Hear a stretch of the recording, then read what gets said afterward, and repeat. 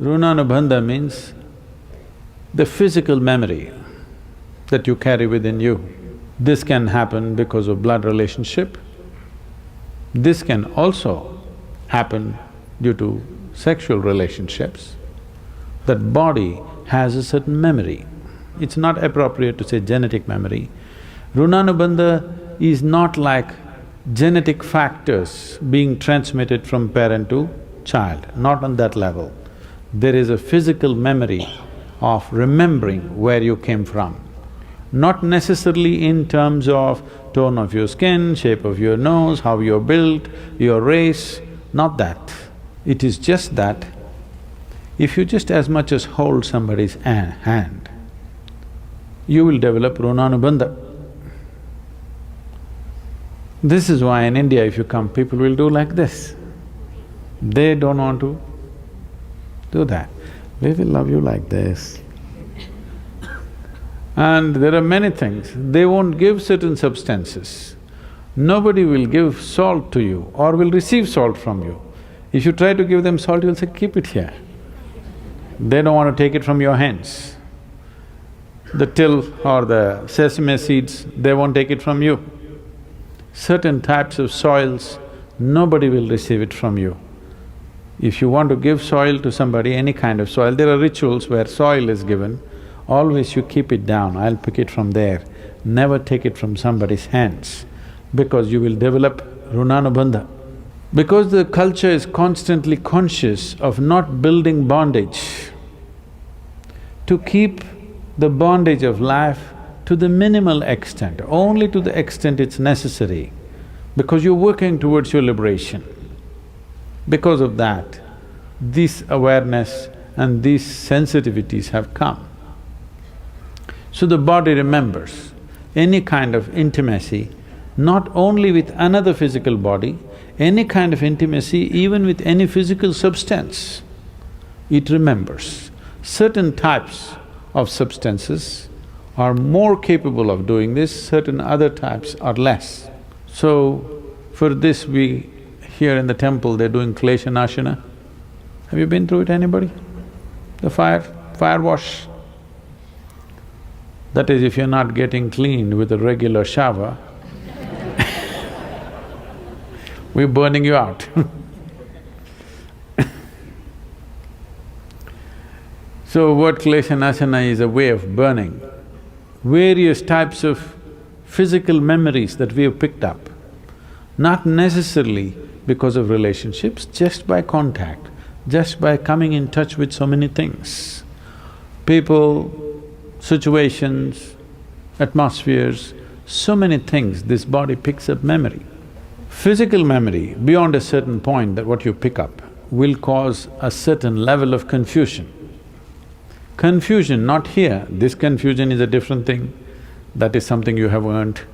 But physical confusion, if the body is confused, it can't come to ease.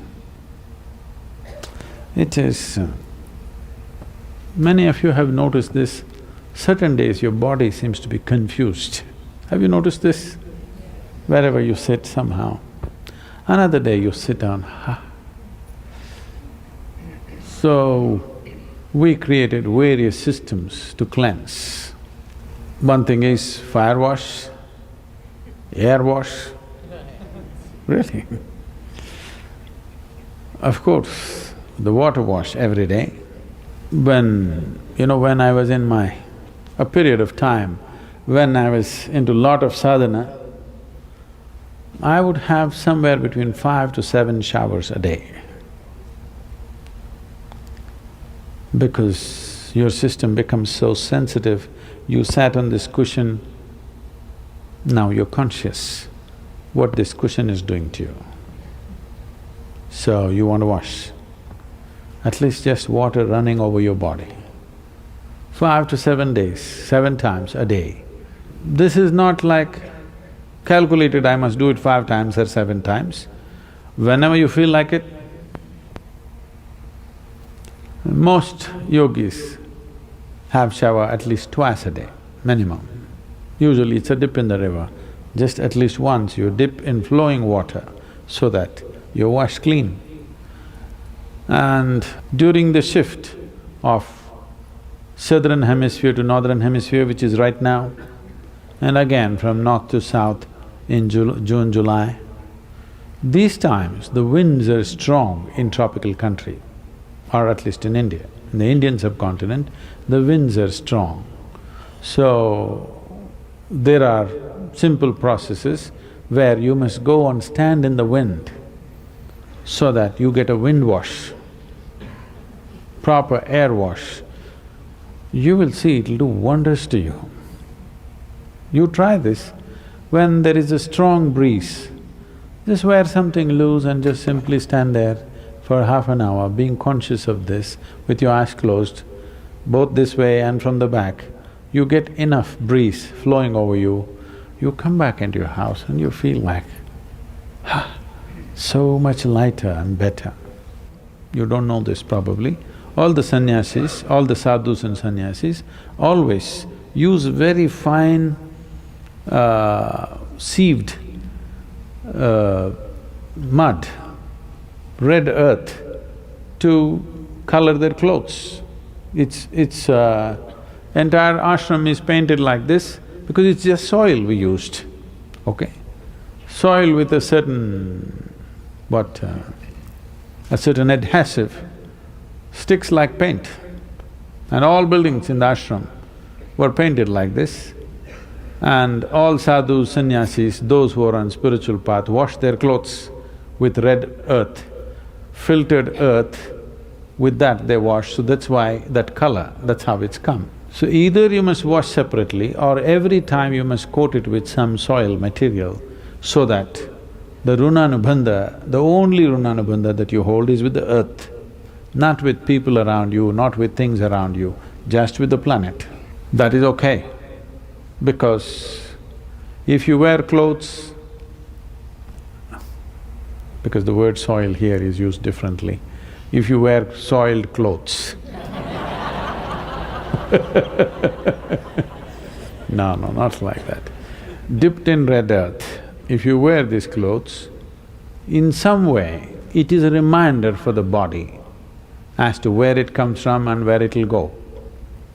So, those who are on the spiritual path always use clothes which have been dipped in filtered red earth. You won't see it, it doesn't feel like it, but actually the very color, actually the white clothes turn into mud color because it's been constantly washed with filtered earth. So washing runanubandha is… one way of doing it is you have a mud bath.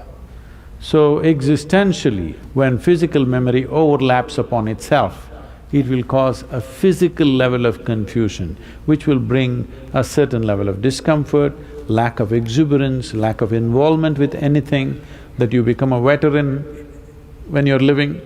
You must be a veteran of life after you're done with it. Before you're done with it, you shouldn't become a veteran, isn't it? But that will happen to you. That means in some way, because of overlapping memory, you become less alive to everything around you. That's what we concerned about, that you're becoming